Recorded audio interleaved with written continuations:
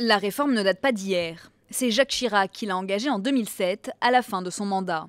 Il aura fallu attendre plusieurs années avant qu'une loi soit finalement votée et validée.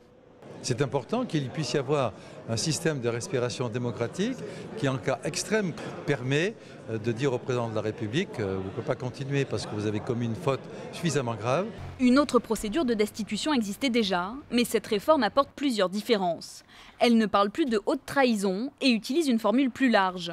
Le président peut désormais être destitué si l'on constate un manquement à ses devoirs, manifestement incompatible avec l'exercice de son mandat.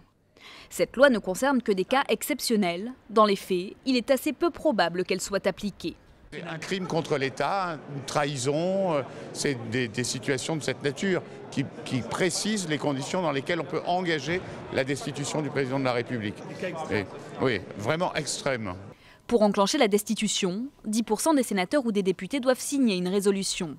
De nombreuses étapes sont ensuite prévues, entre autres la validation du texte par la commission des lois, le vote du Parlement ou encore la comparution du président devant ce qu'on appelle la haute cour. La lourdeur de cette procédure a un but, éviter sa banalisation.